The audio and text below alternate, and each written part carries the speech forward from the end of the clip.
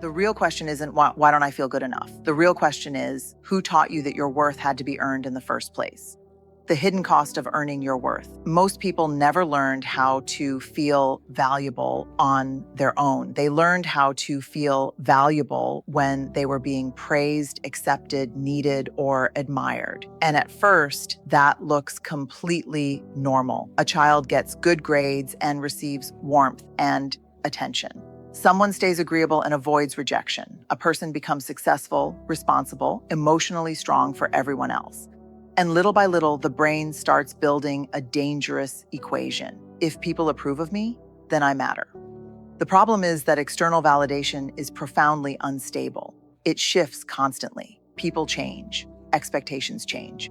And so the nervous system stays trapped in a cycle of asking, consciously or unconsciously, am I still enough right now? What makes this so painful is that many people become highly functional while secretly feeling deeply insecure. They become achievers, caretakers, perfectionists, people pleasers, not because they're shallow, but because approval became emotional survival. And my research on shame and belonging confirms something most of us already feel. Human beings are wired for connection. We need to know we matter. But somewhere along the way, many people stop seeking connection and start performing for it. That is exhausting because when your worth depends on outside confirmation, peace becomes almost impossible. No compliment lasts long enough. No success feels complete enough. No amount of productivity finally quiets the fear underneath. And underneath that fear lives a very human question. If I stop performing, would I still be loved? That question changes everything. It changes relationships. It changes the way people work, rest, speak, and ask for help. Because when self-worth is outsourced to other people, authenticity starts to feel dangerous. This is why learning to believe in your worth before the applause, before the validation, before the achievement is not arrogance. It is emotional freedom. Perfectionism is not a strength. It's a shield. I want to say something clearly because our culture has really gotten this wrong. Perfectionism is not the same thing as the pursuit of excellence. Healthy striving says, I want to do my best. Perfectionism says, if I make a mistake, I lose value. That is a completely different emotional experience.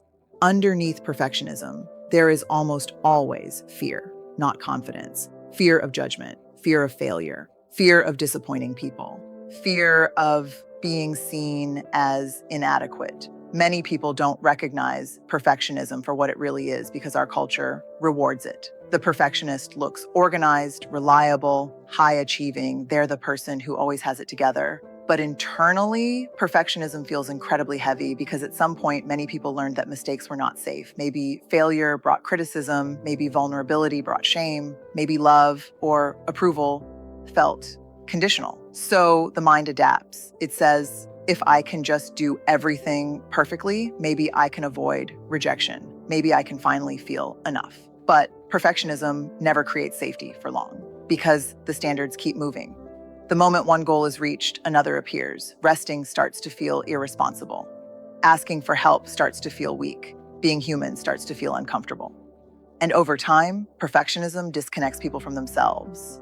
When every action is filtered through, how will this be perceived? It becomes almost impossible to know what is actually authentic.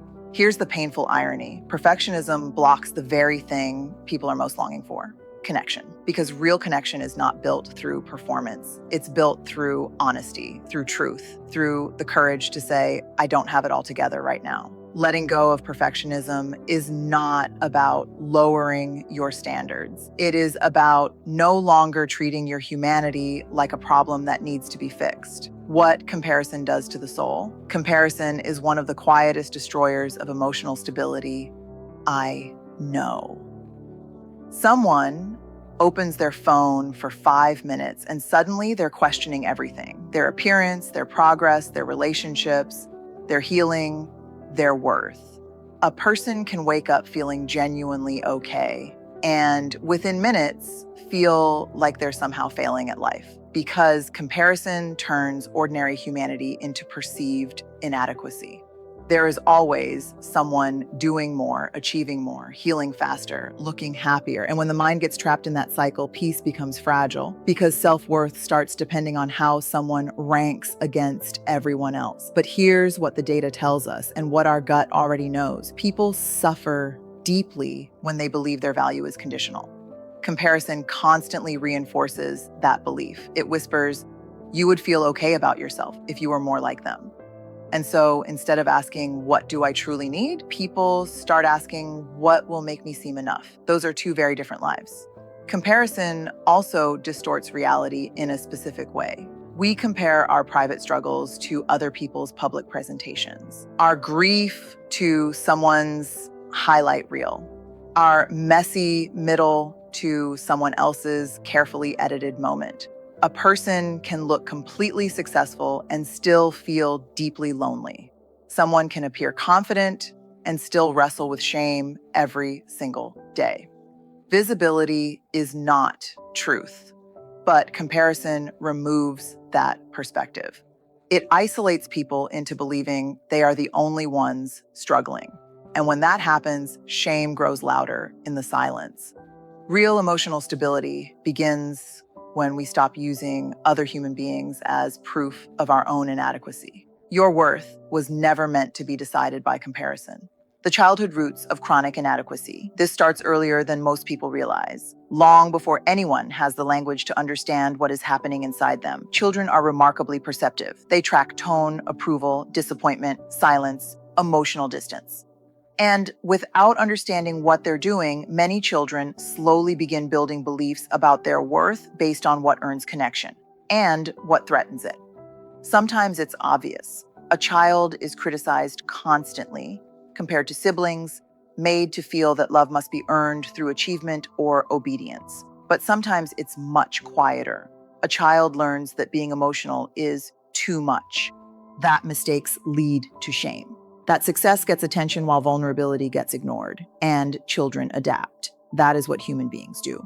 We adapt in order to stay connected. A child becomes the responsible one, the easy one, the high achiever. Not because those identities are false, but because somewhere deep in the nervous system, a lesson gets learned. Like, this version of me feels safer, this version gets accepted. And over time, those survival strategies become personality. The hard truth is that many adults are still living from emotional rules they learned decades ago, rules they never consciously chose. If I disappoint people, I lose love. If I struggle, I become a burden. If I am not exceptional, I am invisible. If people see the real me, they may leave. Those beliefs don't disappear with age. They follow people into relationships, careers, parenting, friendships, and even into the way they speak to themselves in private.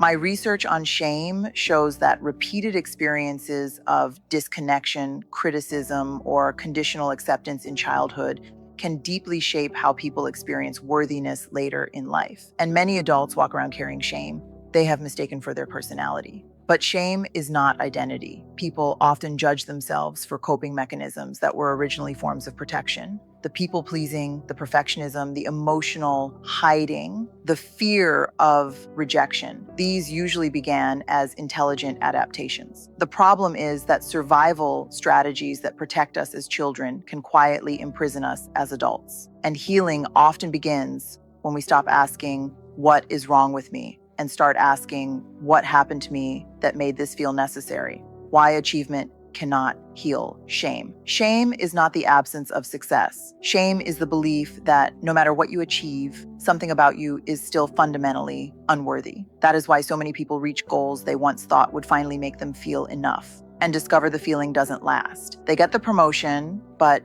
the anxiety remains. They reach the milestone, but still feel insecure. They receive praise and recognition, and for a brief moment, there is relief. And then the mind quietly asks, okay, but what now?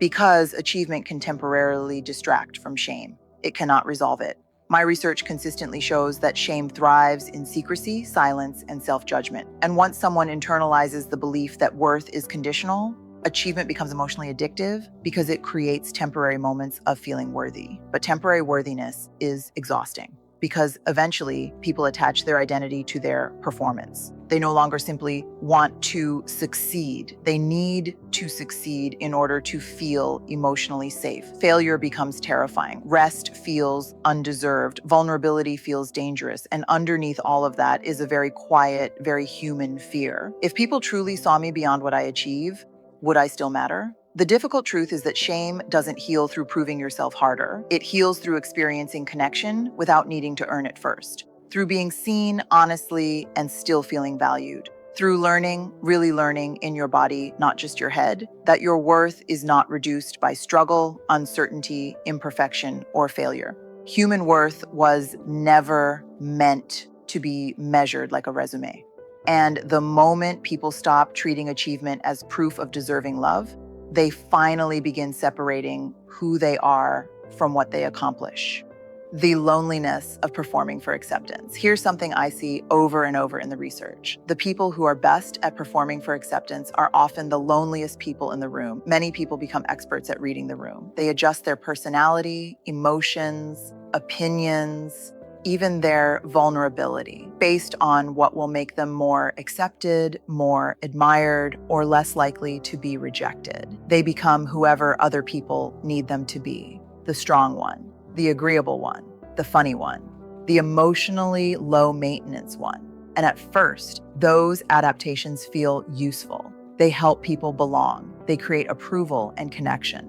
But over time, constantly performing for acceptance creates a quiet kind of loneliness because people receive love for the version of themselves they are performing, not necessarily the version they truly are. That disconnect is painful because human beings don't just want to be admired. We want to be known.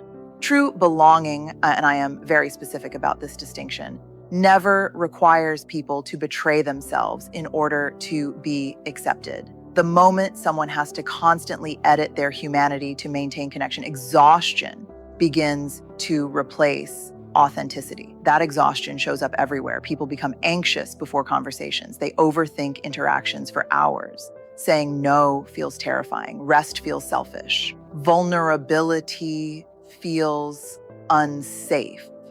And the body starts responding. Burnout, anxiety, emotional numbness. The nervous system was never designed to live in constant self-monitoring and performance. At some point, healing requires the courage to stop asking, what version of me will be accepted, and start asking, what would it look like to be fully honest about who I am? Because acceptance that depends on performance is never true safety. Real connection begins where pretending ends. Vulnerability is not weakness. It is where worth begins. I have spent 2 decades studying vulnerability, and I want to tell you something that took me a long time to truly believe. Vulnerability is not weakness. Vulnerability is the most accurate measure of courage we have. It is often the first moment a person stops trying to earn their value and starts allowing themselves to simply be human. That sounds simple until you realize how much energy people spend protecting themselves from being truly seen. Many people believe vulnerability is weakness because it involves uncertainty, emotional exposure, the possibility of rejection. It means saying I am struggling before having everything figured out. It means asking for help, setting limits, being honest about fear, disappointment, loneliness, or shame. For people who learned that worth depends on performance, vulnerability feels terrifying because performance creates the illusion of control. If everything looks polished and composed, maybe nobody will notice the insecurity underneath. So people build emotional armor, and that armor has a real cost. The same walls people use to protect themselves from rejection also block connection, joy, intimacy, and belonging. We cannot selectively numb vulnerability. When people shut down painful emotions, they disconnect from meaningful ones too. My research shows this clearly. Shame loses power when people are able to speak honestly about their experiences in safe, compassionate connection. Shame survives in secrecy. It grows in silence. But vulnerability interrupts that cycle. Vulnerability says, this is the truth of what I am carrying. And that honesty creates the possibility of real connection instead of performance-based acceptance. What surprises most people is that vulnerability doesn't make others pull away. More often, it creates trust because honesty gives other people permission to stop pretending too. There is something deeply healing about being fully seen without needing to hide your humanity first. Not because vulnerability magically removes pain, but because it removes isolation. This is where real self-worth begins to shift, not through becoming flawless, but through recognizing you are still worthy, even when you are uncertain, imperfect, emotional, or struggling. Worthiness stops being something you prove. It becomes something you recognize. And often, the moment people stop hiding who they are is the moment they finally begin to feel enough. You were worthy before you ever had to prove it. Worthiness is not something that arrives after achievement, healing, approval, or perfection. It is something you choose to acknowledge even in the middle of uncertainty, imperfection, and unfinished growth. That is uncomfortable for many people because most of us were taught directly or indirectly that worth is conditional. You are worthy when you succeed, when you are liked, when you are productive, when you are not too much and not enough. And so the idea of worthiness without conditions feels almost foreign to the nervous system. But that conditioning creates a lifelong delay in self-acceptance. It tells people you can feel enough later, after the weight loss, after the promotion, after the relationship improves, after you become more disciplined, more healed, more stable. Life becomes a constant waiting room for worthiness. But that waiting room never really ends. There is always another level, another expectation, another version of better. And even when someone reaches a milestone they once thought would settle their insecurity, the relief is temporary. The internal narrative quickly adjusts. Now you need to maintain it. Now you need to do more. What begins to shift everything is when a person recognizes that self-worth cannot be something earned through performance without becoming unstable. Because performance always fluctuates. Circumstances rise and fall. Human beings are not static, and anything built on constant achievement will always feel fragile. Believing you are worthy before proving anything does not mean ignoring growth or avoiding responsibility. It means separating your identity from your output. It means recognizing that your value as a human being is not under review every time you make a mistake or fall behind. This is where emotional freedom begins to take root. When worthiness is no longer conditional, failure stops feeling like identity collapse. Feedback stops feeling like rejection of the self. Rest stops feeling like guilt. Growth becomes possible without self-punishment.